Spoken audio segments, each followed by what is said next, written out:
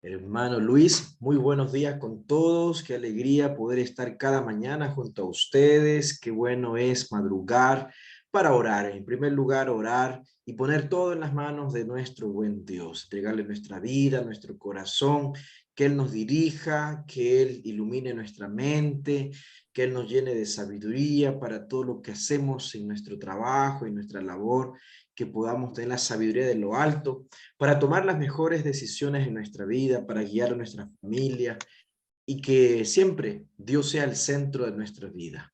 Y por supuesto, pues también para escucharlo a Él a través de su palabra. Así que esperamos que cada uno podamos en este momento tener nuestra Biblia allí en la mano y juntos poder desarrollar el estudio de esta mañana. Estamos estudiando un tema muy importante acerca del santuario y hoy pues nos vamos a concentrar en los muebles del santuario, algo bastante básico, pero también elemental, justamente para aquellos que estamos descubriendo esto del santuario, ¿no? Algunos están aquí por primera vez estudiando, así que es muy importante conocer cada uno de los muebles que existieron allí en el santuario, que Dios le mostró a Moisés. Como lo vimos el día de ayer, Dios le mostró un modelo y Dios le dijo claramente a Moisés: haz conforme al modelo que te ha sido mostrado. Así que nosotros vamos a hacer justamente aquello, vamos a ir mirando cada una de las partes de este santuario y así vamos a buscar también la aplicación espiritual y cómo esto puede representar a la persona maravillosa de nuestro Señor Jesucristo, ¿ya? Entonces vamos a mirar aquí los muebles del santuario. Hoy nos vamos a concentrar en aquello, los muebles del santuario, y qué importante es que cada uno de nosotros podamos ir encontrando en cada uno de estos muebles algo referente a nuestro Señor Jesucristo, ¿ya? Ayer mencionamos aquello, ¿no? El santuario y sus servicios eran recursos didácticos que ayudaban a las personas a entender mejor a Dios y su amor. Y todavía nosotros podemos sacar provecho de ellos al estudiarlos. Y eso es lo que estamos haciendo, estudiando. Y como dice en el libro Deseo a toda la gente, en la página 21, en todas sus partes eran símbolos de Cristo. Símbolos de Cristo, en todas sus partes. Todas las partes del santuario, símbolo de nuestro Señor Jesucristo, ¿ya? Entonces vamos a mirar allí que el santuario tenía pues por lo menos 6 muebles, ¿no? 6 muebles, ¿ya? Si lo miramos de la manera como lo estamos mirando ahora, ¿sí? Fue construido en base a un esquema que contempla 3 secciones. Tenemos el lugar santísimo, el lugar santo y el atrio.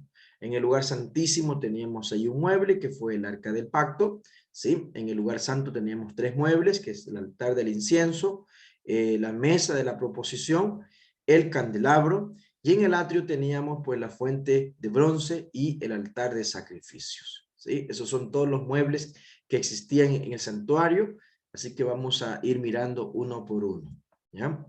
Entonces, en el tabernáculo y sus servicios, los israelitas aprenderían lo mucho que Dios les daría. Esas lecciones empezarían en el atrio exterior. Entonces vamos a comenzar desde la parte del atrio, o quizá para muchos se le hace más fácil hablar del patio, ¿no? El patio. El atrio es como el patio, la parte de afuera del tabernáculo. Pero en la Biblia se lo llama el atrio, ¿sí? En la Biblia se lo llama así.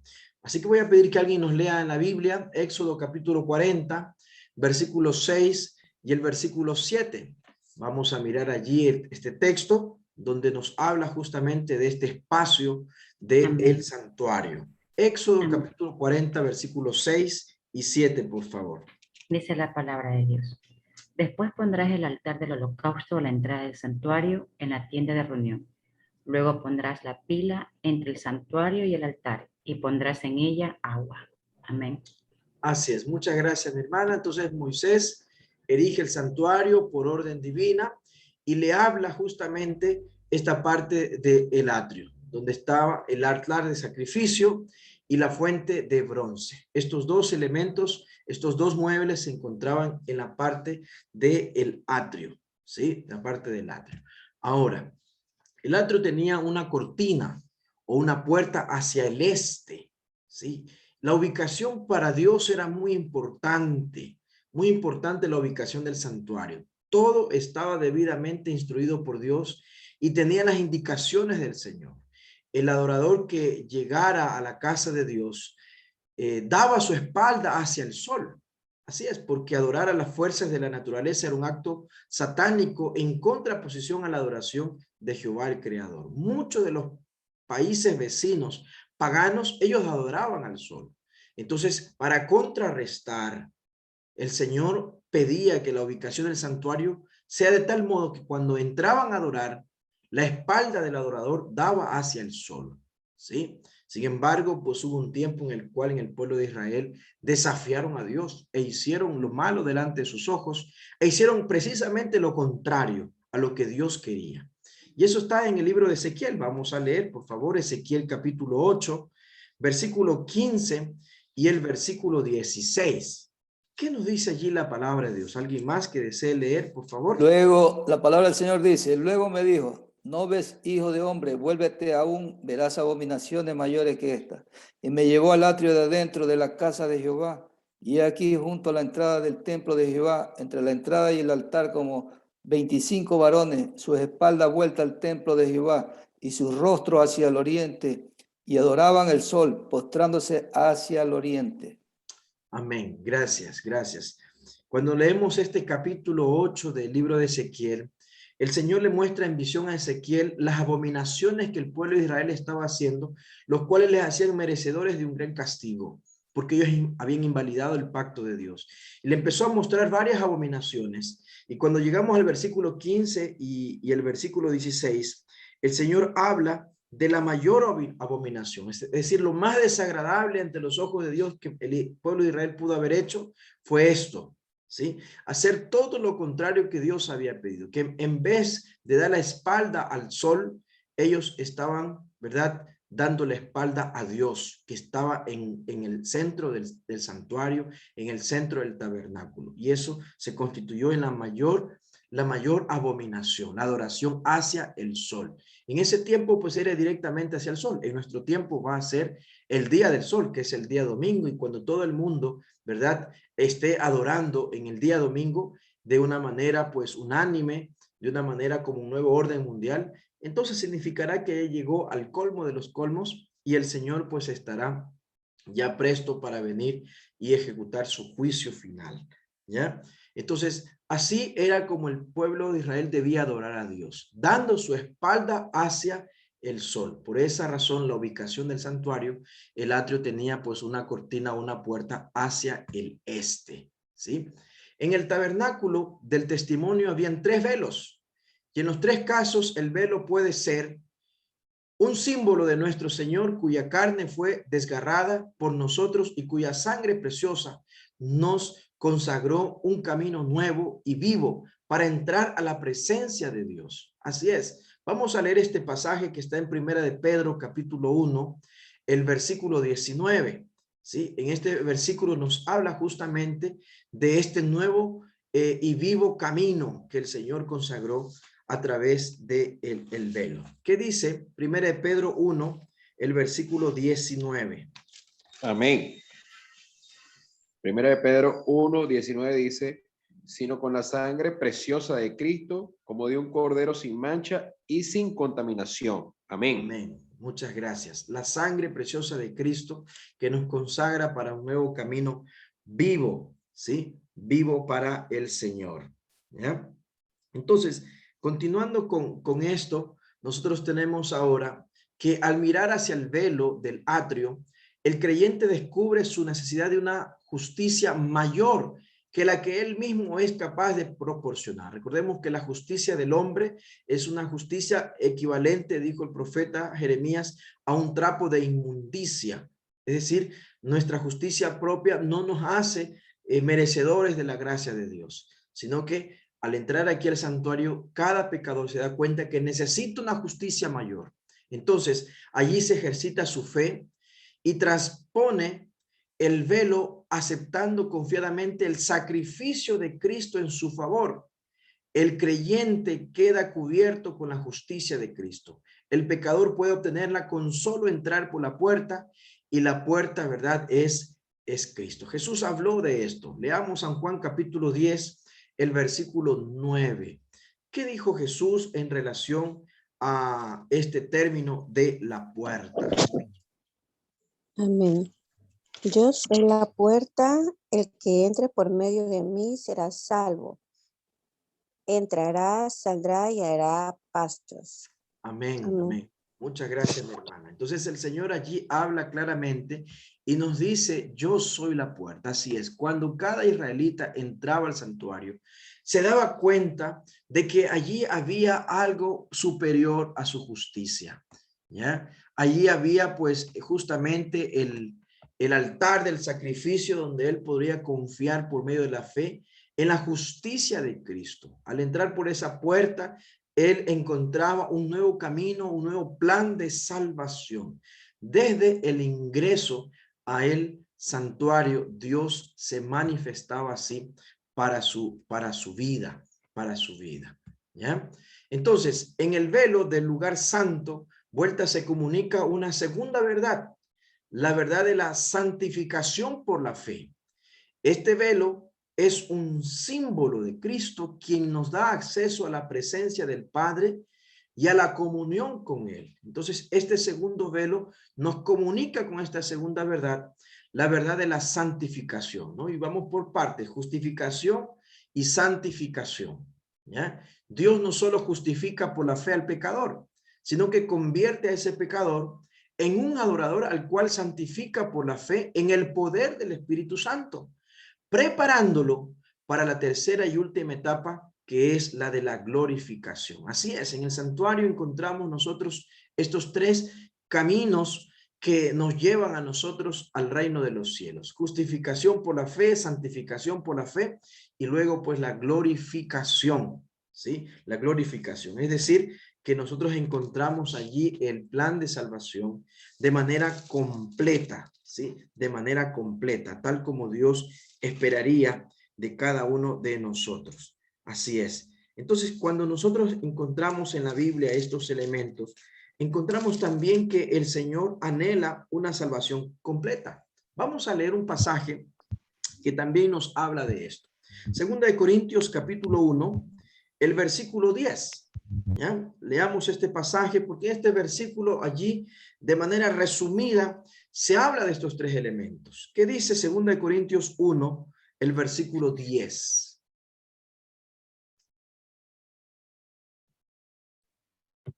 Amén.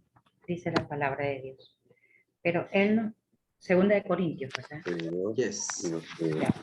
Pero Él nos libró y nos libra, y esperamos que aún nos librará de tanto peligro mortal.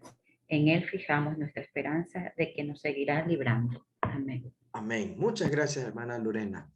Entonces, si ustedes se fijan en este versículo, la palabra o el verbo librar, en tres tiempos, ¿sí? En tres tiempos. Nos habla de un sentido en el pasado, ¿sí? El cual dice nos libró, ¿sí? Luego nos habla y nos dice y nos libra, y después dice en el cual esperamos que nos librará, ¿sí? En tres tiempos. Porque justamente el plan de salvación no se completa solamente en la cruz.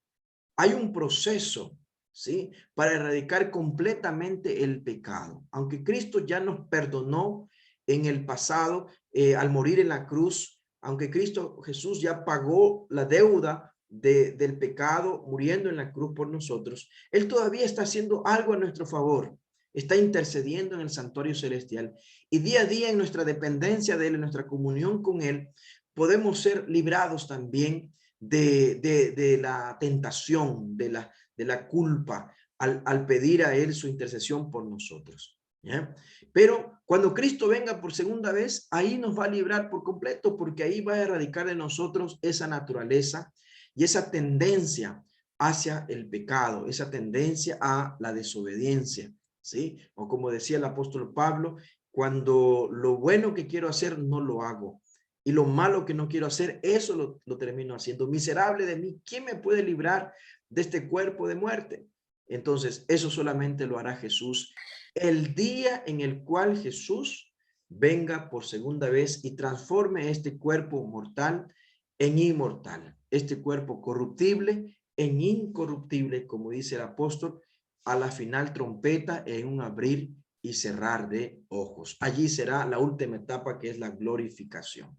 Entonces, el velo interior, el velo del Santísimo, el cual con su arca del pacto ocultaba el lugar santísimo con la mirada furtiva de los fieles en general, como asimismo de la vista de los sacerdotes que oficiaban en el lugar santo, ¿sí? Entonces, las 4 columnas de madera de acacia, recubiertas de oro, de las cuales colgaba el velo, se apoyaban en bases de plata. Tanto la humanidad de Cristo, representada por la madera, como su divinidad, representada por el oro, se enseña aquí en forma objetiva. Leamos Éxodo capítulo 26, versículos 31 al 33. ¿Ya? Allí tenemos nosotros estos dos elementos en algunos de los muebles incluso, no solamente en estas bases de madera.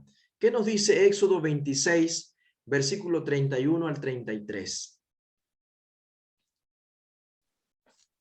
La palabra del Señor dice, Éxodo 26, versículo 31 al 33. También hará un velo de azul, púrpura, carmesí y lino torcido. Será hecho de obra primorosa con querubines.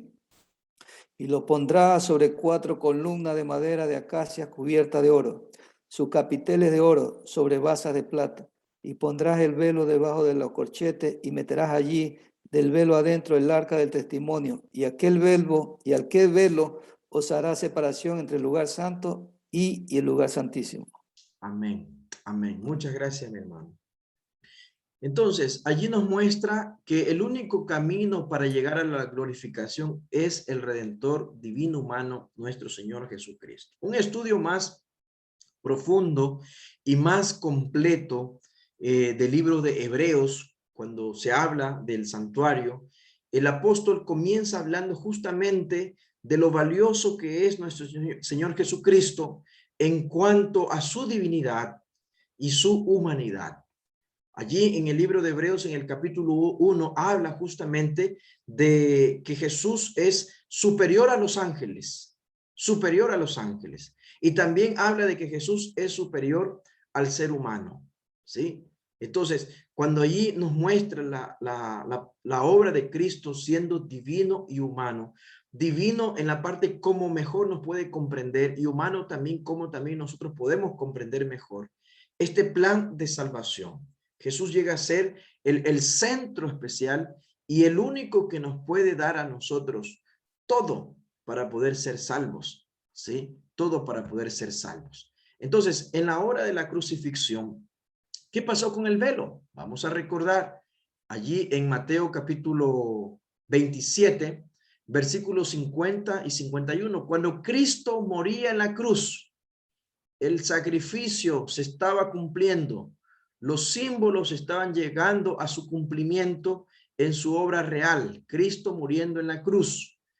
¿Qué pasó con el velo? Mateo capítulo 27, versículos 50 al 51. Por favor, si alguien lo tiene, léanos qué nos dice aquí la palabra de Dios. Dice la palabra de Dios. Entonces Jesús, habiendo otra vez exclamado a gran voz, exhaló el espíritu. En eso, el velo del templo se rasgó en dos, desde arriba hacia abajo. La tierra tembló y las rocas se partieron.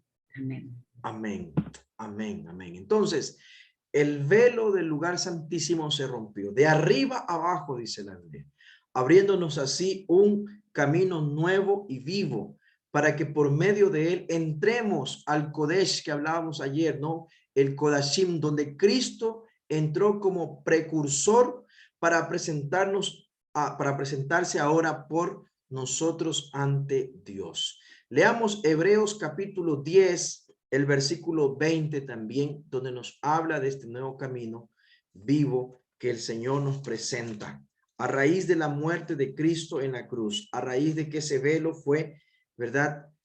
Roto de arriba hacia abajo. ¿Qué tenemos allí en Hebreos 10, versículo 22?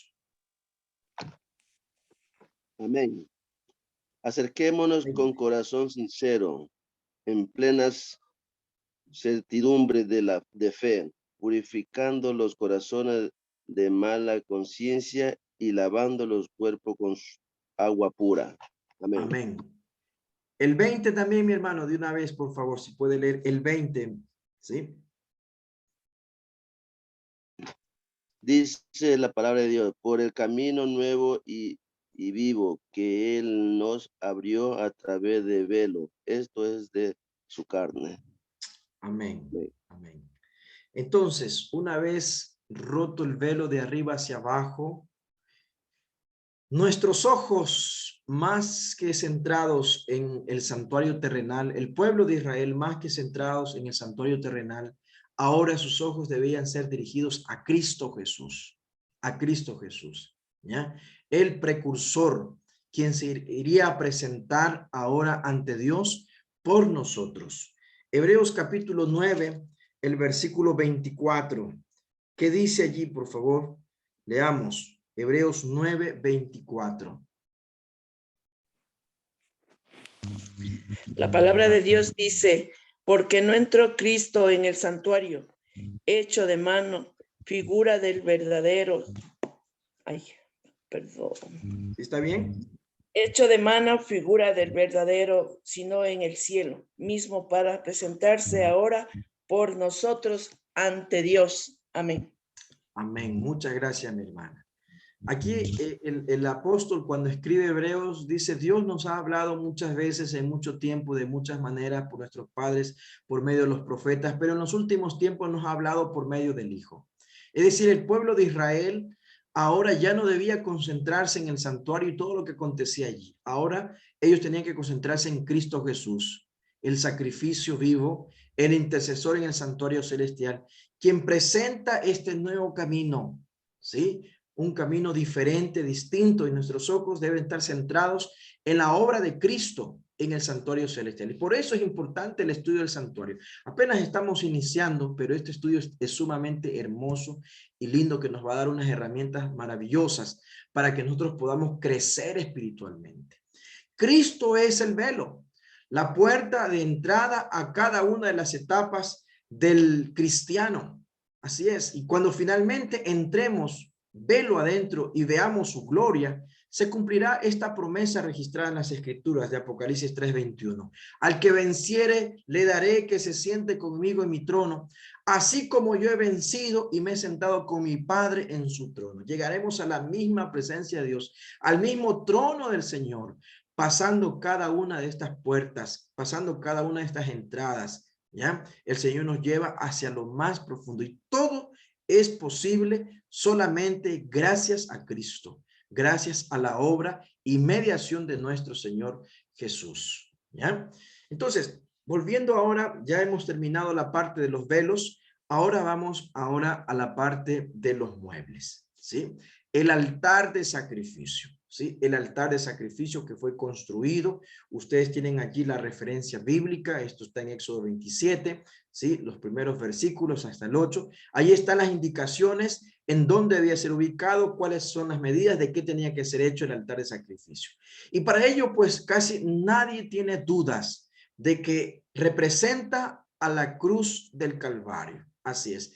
Nadie tiene la menor duda de que el altar de sacrificio representa a la cruz del Calvario. Sí, así es.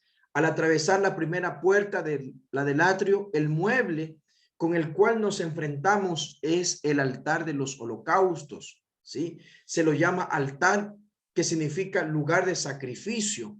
También se le denomina altar de los holocaustos, que comunica la idea de entrega total y sin reservas en olor suave a Dios, quien a su vez acepta la ofrenda de consagración, enviando el fuego divino para consumirla. Eso era lo que pasaba. Dios enviaba el fuego y esto era consumido, ¿sí? Leamos Levíticos capítulo 9, el versículo 24, donde nos habla justamente lo que ocurría allí con el holocausto, y Dios enviaba este fuego y era consumido. ¿Qué dice allí Levíticos capítulo 9, el versículo 24, por favor? La palabra de Dios dice, entonces de la presencia del Señor salió fuego y consumió el holocausto y la grasa que estaba sobre el altar. Al verlo todo el pueblo, por prorrumpió, ¿qué? Prorrumpió en la alabanza y cayeron sobre sus rostros. Amén. Amén. Tuvo que haber sido impresionante. Gracias, hermana Sixta. Impresionante porque todo el pueblo, dice, pues se dio a la alabanza, ¿sí? Y adoraron y se postraron sobre sus rostros. ¿Por qué? Porque salió fuego de la presencia de Dios, ¿ya? Y consumió todo el holocausto.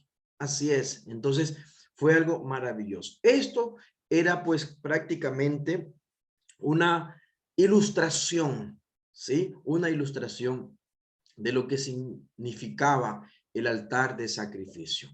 En el altar, uno ve allí estas dos características que vienen de Dios mismo. La bondad de aceptar un sacrificio, de mostrar un plan de salvación para perdonar, para redimir, y también la severidad de Dios de castigar el pecado, ¿sí?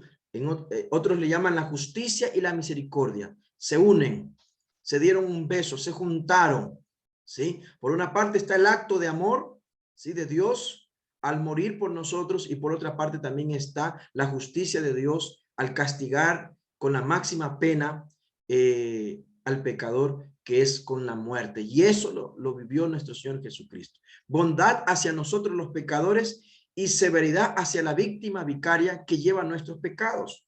Leamos lo que dice el apóstol Pablo, Romanos capítulo 11, el versículo Amén, 22. Amén. 11:22. Sí. A ver. Pero un momentito. 11:22. Ya. Así considera, dice, la bondad y la severidad de Dios. La severidad con los que creyeron y la bondad contigo. Si permanece en la bondad, de otra manera, tú también serías cortados. Sería cortado. Amén, amén. Muchas gracias, mi hermana. Ahí está la bondad y la severidad. Bondad hacia nosotros los pecadores, porque Dios nos muestra su amor, nos perdona, nos salva, nos redime, pero esto, para poder darlo, ¿sí? Tuvo que haber un sacrificio, tuvo que haber muerte, tuvo que haber derramamiento de sangre, ¿ya? Y esto está a lo largo de toda la Biblia, desde que Adán y Eva pecaron, ¿sí? Desde que Adán y Eva pecaron hasta que Cristo Jesús muere en la cruz del Calvario, ¿sí? Para Adán y Eva tuvo que haber sido lo más triste y doloroso, pero también a la vez la nueva oportunidad de ser salvos, de ser redimidos cuando se dio el primer sacrificio allí en el jardín del Edén. ¿Ok? Entonces, el altar de holocaustos nos enseña que las demandas divinas y los derechos irrenunciables del Creador han de ser satisfechos antes de que el creyente pueda gozar de la comunión con Él. Así es. Primero, ¿verdad? Lo que el Señor nos muestra a través de este sacrificio. Y allí tenemos una imagen que nos muestra que su posición como primer mueble del atrio sugiere que no hay acceso a Dios a no ser por medio de un sacrificio. ¿Sí? No hay acceso a Dios si no es por medio de un sacrificio. El altar anticipa simbólicamente el mensaje evangélico de que Jesús es el camino y la verdad y la vida, y que nadie viene al Padre si no es por Jesucristo. Esta es una verdad fundamental que está ilustrada allí en el santuario, ¿sí? El altar anticipa ese mensaje, ¿ya?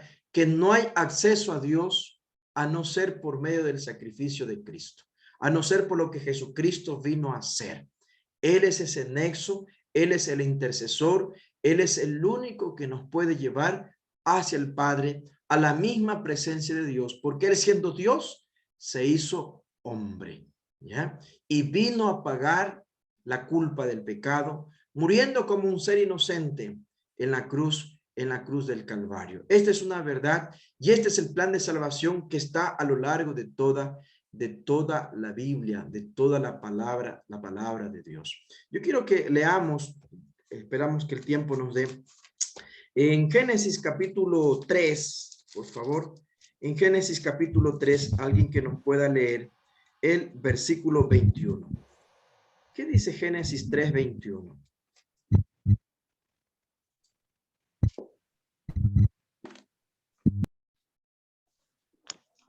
La palabra del Señor dice, y Jehová Dios hizo al hombre y a su mujer túnicas de pieles y los vistió. Amén. Gracias. Amén. Muchas gracias, hermana Nelly.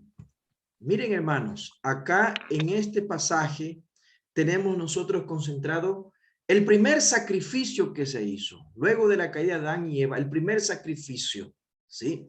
Porque al hacerle las pieles, las túnicas de pieles, allí tuvo que haber muerto un animal, ¿sí? Un animal. Y cuando leemos, por favor, alguien que nos lea Apocalipsis capítulo 13, el versículo 8, vamos a encontrar también a qué animal se refiere, ¿ya? De ese primer sacrificio donde Dios sacó las túnicas de pieles y vistió a Adán.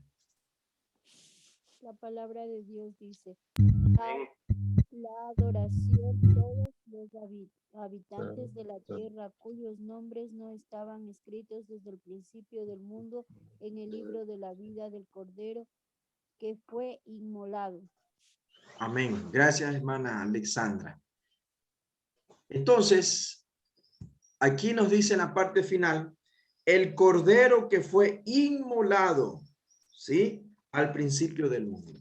Entonces, esas túnicas de pieles que el Señor vistió a Adán y Eva son de un cordero, el primer sacrificio, ¿ya? Entonces, el plan de salvación es tan importante esto porque hay muchos que piensan que el plan de salvación que el pueblo de Israel tenía era solamente la obediencia a la ley de Dios, que ellos eran por eso legalistas, ¿sí? Y eso vino Jesús a contrarrestar. El plan de salvación siempre ha sido por medio de la fe en Cristo Jesús, el Cordero de Dios, que quita el pecado del mundo. Siempre ha sido así, ¿ya? Luego vemos nosotros que en el caso de Abraham varias veces erige un altar y hace un sacrificio a Dios, ¿sí? Y durante todo el Antiguo Testamento encontramos eso. Y cuando Juan el Bautista ve a Jesús, dice aquí el Cordero de Dios. Siempre fue el plan de salvación, ¿sí? Siempre fue el plan de salvación por medio de la fe en Jesucristo, quien murió por nosotros. En el caso del Antiguo Testamento, pues por la fe en Jesús que iría a morir un día más adelante. Pero hoy nosotros tenemos fe en Jesucristo que ya murió en la cruz porque se cumplió, porque la promesa se dio. El Hijo de Dios vino a morir en la cruz. Por eso es tan importante esta verdad. No hay acceso a Dios a no ser por medio de Jesucristo, ¿sí? Por medio del sacrificio de Cristo. Luego tenemos en el altar de bronce, en el sufrimiento y muerte del Cordero, el pecador discernía el horrible costo del pecado. Él también se veía como un pecador. El altar traía un mensaje de reconciliación entre Dios y el hombre. Aunque el hombre merece morir por su pecado, Dios mismo paga la pena de su ley quebrantada y deja al pecador vivir. Él entendía la enormidad del precio pagado por su redención. El hombre es el culpable, pero muere un ser inocente. Así es. Dios deja que siga viviendo el ser humano, ¿ya? Entonces, aquí en el atrio, cada pecador debía entender aquello, ¿sí? Que llegaba un momento de reconciliación con Dios y que aunque él merece morir, muere un ser inocente y Dios le deja libre para que siga viviendo, ¿sí? Eso debía ser considerado. Entonces viene allí la fuente de bronce, que este es el segundo mueble del atrio, en el segundo mueble, ¿ya? Ahí la descripción la encontramos en Éxodo 30, no vamos a leer, ustedes pueden leerlo más adelante, del 17 al 21. Representaba el lavamiento de los pecados y la presencia del Inmaculado. En la fuente los sacerdotes debían lavarse las manos y los pies cada vez que entraban en el departamento del lugar santo o cuando se acercaban al altar para ofrecer un sacrificio al Señor. Está en el libro Patriarcas y Profetas. Allí se lavaban las manos, se lavaban los pies para poder oficiar, ¿sí? En estos muebles.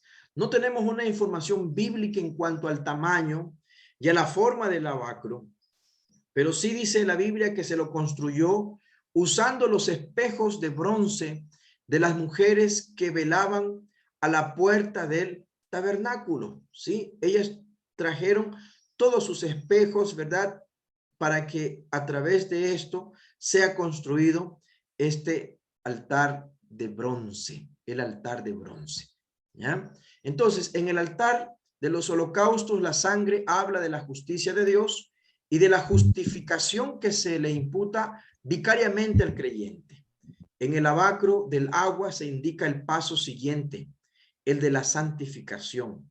Mediante estos dos símbolos se expresa claramente que Cristo nos es hecho por Dios justificación, santificación y redención. Leamos 1 Corintios capítulo 1, el versículo 30. Estas tres palabras son muy importantes al hablar del plan de la salvación. ¿Qué dice, por favor? 1 Corintios 1:30. Dice la palabra de Dios. Pero por él vosotros estáis en Cristo Jesús, quien nos fue hecho por Dios sabiduría, justificación, santificación y redención. Amén. Amén. Jesucristo nos justifica, nos santifica y nos redime o nos glorifica, ¿sí? Solamente Él lo puede hacer. La confesión se realizaba en el altar de bronce, en la fuente había limpieza. Cuando vemos al Señor Jesús afligirse por nuestros pecados y le pedimos perdón, Él lo hace y también nos limpia. Así dice la Biblia, si confesamos nuestros pecados, Él es fiel y justo para perdonar nuestros pecados y limpiarnos de toda maldad. El Señor nos perdona y nos limpia, ¿sí? Y eso lo encontramos allí en el atrio, en estos dos muebles. El mensaje del atrio en el santuario es de reconciliación entre el hombre y Dios. Es de justificación y limpieza por medio de Jesucristo, ¿verdad? Su justicia imputada en nosotros. Es decir, el Señor nos declara justos, ¿ya? Vamos a ir brevemente a lo que es el tabernáculo, ¿ya? Aquí tenemos primero estas cortinas, ¿sí? Que eran cuero de tejones, representaban a aquel a quien no hay parecer ni hermosura, sin atractivo para que lo deseemos.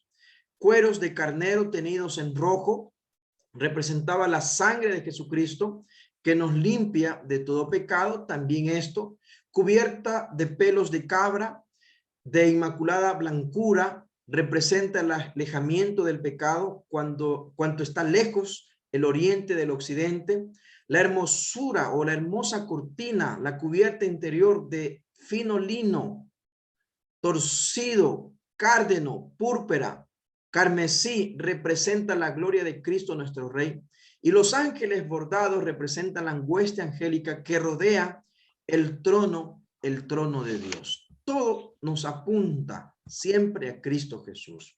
Los ángeles bordados en las cortinas de las paredes y el techo del tabernáculo, los ángeles son los ángeles que rodean el trono de Dios en actitud de obediente servicio y adoración. Cada vez que leemos Daniel, capítulo 7, leemos también Apocalipsis, capítulo 4, capítulo 5, vemos que siempre alrededor del trono hay millares de ángeles, ¿verdad? Adorando al Señor en actitud de obediencia, servicio y adoración. Es por esa razón que en estas cortinas estaban bordados los ángeles, sí, los ángeles, ¿ya? Los ángeles bordados en las cortinas. Representaban la hueste de los ángeles asociados con la obra del santuario celestial y que son espíritus ministradores del pueblo de Dios en la tierra. Patriarcas y Profetas, página 358 y 359. Entonces, en el lugar santo, tres muebles: la mesa de los panes de la proposición, el candelabro y el altar del incienso. Eso estaba en el lugar en el lugar santo. 3 muebles, ingresando a mano derecha la mesa de los panes, a mano izquierda el candelabro y de frente el altar del incienso. Usted puede grabarse de memoria, ingresando, ¿ya? Ingresando al lugar santo, a mano derecha la mesa de los panes, a mano izquierda el candelabro y de frente el altar del incienso. La santificación es obra de Cristo, es impartida y su proceso es un trabajo de toda la vida. No es que ya un día que fuimos perdonados ya somos santos y ya no vamos a pecar, no. Por eso el proceso de santificación es un proceso de toda la vida y es por eso que nos adentra en este lugar santo para que entendamos aquello. No es algo que el pecador puede desarrollar por sí mismo. El proceso de santificación es por la fe y es ilustrada en el primer apartamento del santuario llamado el lugar santo. El proceso de santificación, ¿ya? Simbolizaba a Cristo, esta mesa de los panes, el pan viviente, quien está siempre en la presencia de Dios para interceder por nosotros. Jesús lo dijo y muchas veces, yo soy el pan de vida. Yo soy el pan de vida. Entonces también los panes nos lleva a Cristo Jesús, nos lleva a Él, ¿sí? La mesa de los panes de la proposición, panes de su presencia, era esa mesa de madera de acacia recubierta de oro puro. Esto significa la doble naturaleza de Cristo. Él era Dios y también era hombre a la misma vez, ¿sí? Y eso es lo que varias veces nos recalca. El apóstol Pablo dice, quien era en forma de Dios no estimó ser igual como cosa que aferrarse, sino que se despojó a sí mismo haciéndose hombre, ¿verdad? Y como hombre, como siervo, llegó a la muerte y muerte de cruz. Siempre nos habla de la parte divina y humana de Cristo. Jesús es Dios y hombre. Él es capaz de tomar los cielos con una mano y al hombre caído con la otra mano. Él es el puente que une a los dos. Su humanidad allí está en la madera de acacia y su divinidad en la cubierta de oro. Son necesariamente, ¿verdad? O necesarias para la salvación del hombre. En esta mesa se colocaban 12 panes en 2 pilas, en 2 filas, ¿no? Es decir, una pila de 6 y otra pila de 6, 12 panes, ¿ya? Esto representa el alimento espiritual que Cristo nos da, el cual se renueva constantemente, así como los panes de la mesa del santuario se renovaban cada semana. Es decir, cada sábado dice la Biblia, que se cambiaban estos panes, se renovaban estos panes, así como nosotros cada sábado renovamos nuestra vida espiritual cuando vamos a la iglesia a adorar en el día santo, el día del Señor, ¿sí? Entonces aquí hay una lección más profunda, ¿verdad? Es que el pueblo de Dios debe alimentarse de Cristo, la palabra de Dios. El profeta Jeremías dice, fueron halladas tus palabras y yo las comí, fueron gozo y alegría para mí. Jesús le dijo, no solo de pan vivirá el hombre, sino de toda palabra que sale de la boca de Dios. Jesús es el pan de vida que descendió del cielo para alimentar a un mundo hambriento de simpatía. Así es, Jesús está representado también en el pan, ¿sí? Cuando tenemos un estudio profundo de la palabra de Dios y la hacemos parte de nuestra vida, desarrollamos íntima comunión con Él. Esto es una parte vital del proceso llamado santificación. Es un paso más hacia el trono de Dios, ¿sí? El proceso de santificación que necesitamos hacerlo durante toda la vida, este proceso nos indica que nosotros necesitamos, apreciados hermanos, alimentarnos de la palabra de Dios todo el tiempo, todos los días, ¿ya? En este proceso de santificación es vital que nosotros nos alimentemos siempre de la palabra de Dios. Y esto nos va a ayudar para que también comprendamos lo que nos aplica aquí el candelabro que iluminaba justamente el santuario. Allí no había luz, todo estaba cubierto por las pieles que vimos, por lo tanto, si no hubiese luz, era completamente oscuro, completamente oscuro, porque habían 4 capas que cubrían el tabernáculo. Entonces el candelabro era el que le daba la luz adentro. Y Jesús dijo, yo soy la luz del mundo. ¿Sí? También nos ilustra Cristo. El candelabro era de oro puro, de 1 talento, 34 kilos. No se da las medidas, tenía base y tallo, con 7 brazos que remataban en 7 lámparas que debían permanecer encendidas día y noche. Nunca debía ser apagado. El candelabro resultó ser el más elaborado y bello de todo el mobiliario. Era de oro puro. ¿Sí? Allí tenemos el candelabro. El candelabro estaba allí esencialmente para alumbrar. La luz se proyectaba en 3 direcciones. Alumbraba delante del Señor, y en ese marco era el símbolo de la presencia permanente de Dios en medio de su pueblo. Debe iluminar de continuo, pues de haberse apagado habría comunicado un mensaje de juicio y de muerte. ¿Sí? También alumbraba hacia la mesa, realzando el pan como símbolo del alimento espiritual que Dios da a su pueblo. El hambre del alma se satisface cuando nos dejamos guiar por la luz del Espíritu Santo. Nadie puede llamar a Jesús Señor sino por el Espíritu Santo. Y también el candelabro alumbraba también hacia adelante. La luz y el testimonio van unidos. La luz aquí es un símbolo del cual el templo del alma humana queda iluminado para la gloria de Dios. Nosotros no tenemos luz propia para brillar delante de la tierra. Esta es prestada y reflejada en Cristo Jesús. Jesús les habló diciendo, yo soy la luz del mundo. El que me sigue no andará en tinieblas, sino que tendrá la luz de la vida. Nosotros podemos brillar, pero no con luz propia, sino con la luz de Cristo Jesús. Así dice el Señor, así alumbre vuestra luz delante de los hombres, para que vean vuestras buenas obras y glorifiquen a vuestro Padre que está en los cielos. Hemos sido llamados a ser luz, y la luz no es la que nace de nosotros, sino es la luz de Cristo, que es la luz del mundo. El aceite era un tipo del Espíritu Santo que estaba estrechamente involucrado en el plan de la salvación. Tenemos luego el altar del incienso. El incienso que ascendía con las oraciones de los santos representaba los méritos y la intercesión de Cristo, su perfecta justicia.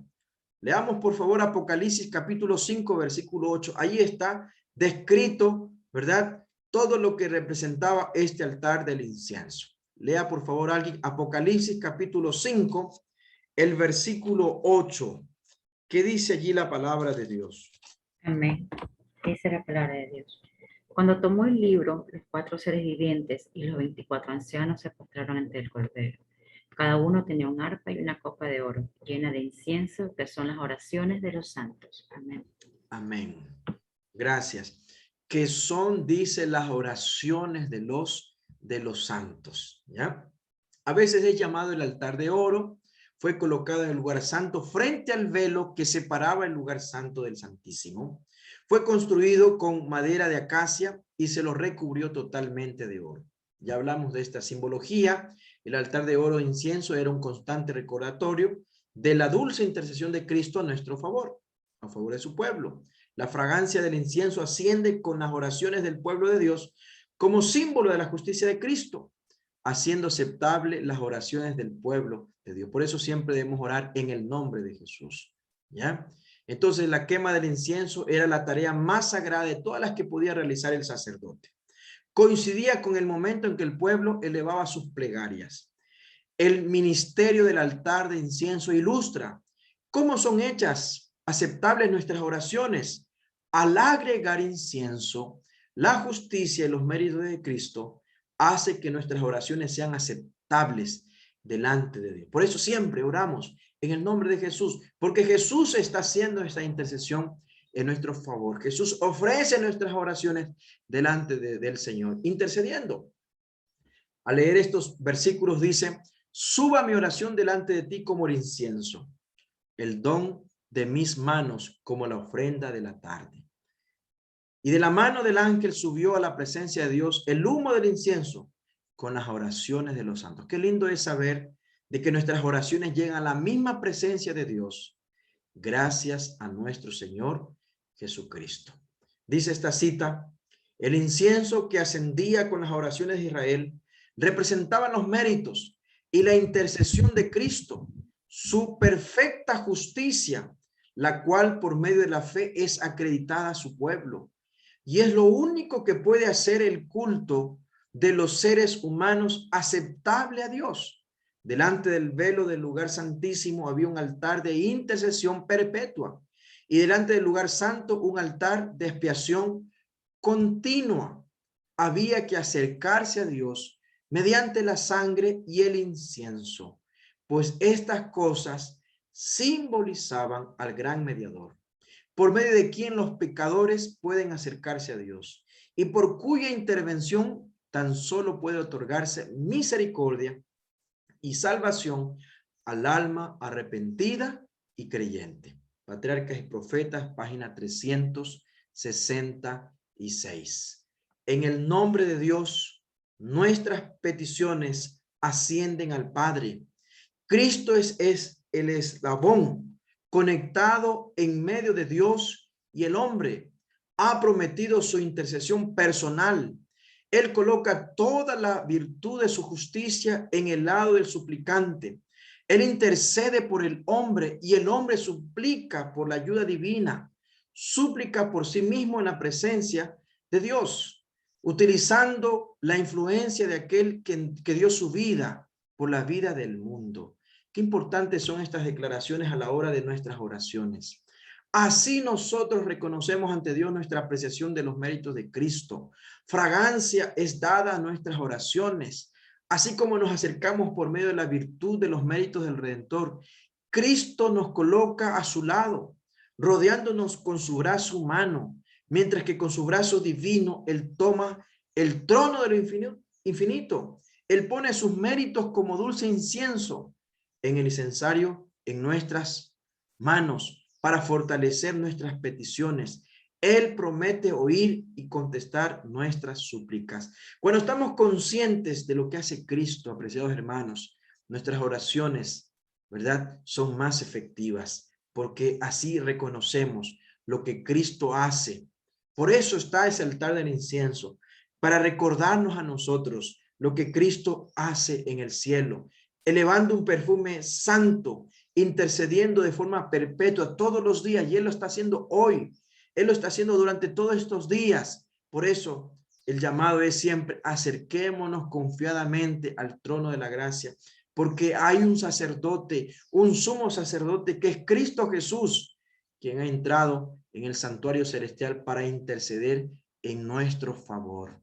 Así es una intercesión perpetua, ¿sí? Esto del altar del incienso, allí debemos recordar lo que se hace como una intercesión perpetua a través del altar del incienso, y también delante del lugar santo, el altar de expiación continua, que es el altar de los holocaustos. Entonces, el altar del incienso representa a Cristo como el medio eficaz a través del cual elevamos a Dios nuestra alabanza. No hay razón para dudar. La alabanza del creyente y su adoración son, en un sentido más profundo, la ofrenda de amor que en Cristo se le da a Dios. Qué lindo es esto, hermanos. Es algo maravilloso, cómo nosotros debemos tener la absoluta confianza de lo que podemos hacer al llegarnos a Cristo, al llegarnos a Dios a través de estas oraciones que llegan con perfume grato, porque Jesucristo ofrece su sacrificio, intercede por nosotros y hace que nuestras oraciones lleguen ante la misma presencia de Dios. Entonces, la vida de oración del creyente es una parte vital del proceso de la santificación. Jesús, como nuestro sumo sacerdote, continuamente aumenta méritos de vida a nuestras ascendientes oraciones, haciéndolas efectivas delante del trono de Dios. Hermanos, quiero concluir con esta parte tan elemental que es el proceso de la santificación. No todo quedó en la cruz, no todo quedó en el altar de sacrificio. Viene un elemento vital que diariamente nosotros debemos de tener en este proceso de santificación. ¿Y cuál es? ¿Y cuál es, hermanos? Que nosotros tengamos una vida de comunión con Dios a través del estudio de la palabra, recibiendo el pan de vida, el alimento espiritual. También nuestras oraciones elevadas al cielo, estudio de la Biblia y oración, que son elevadas al cielo como un olor fragante gracias a Jesucristo. Por eso siempre oramos en el nombre de Jesús. Y esto nos va a permitir también ser una luz, porque al tener a Cristo no tenemos nuestra luz propia, sino la luz de Cristo que nos permite iluminar al mundo. En otras palabras, hermanos, para crecer espiritualmente diariamente, para entrar en este proceso de santificación todos los días hasta que Cristo venga, necesitamos orar, estudiar la Biblia y testificar, dar a conocer a otros la luz de nuestro Señor Jesucristo. Entonces, si hacemos aquello, estamos entrando en el proceso de santificación para luego pasar, bueno, al elemento del mueble del lugar santísimo, que es la misma presencia de Dios, a la glorificación que esperamos tenerlo cuando Cristo venga en gloria y majestad. Vamos a orar, el tiempo se nos ha ido, vamos a orar y que el Señor nos ayude para que cada uno de nosotros podamos caminar juntamente con Dios, caminar con Cristo y aprender cada día más de Él. Vamos a orar. Padre querido, gracias por tu palabra, gracias porque nos has permitido desarrollar parte importante de los elementos del santuario. Que todo aquello que fue ilustrado para el pueblo de Israel nos permita a nosotros mirar en cada símbolo a nuestro Señor Jesucristo, la obra que Él ha hecho y que sigue haciendo en favor de cada pecador.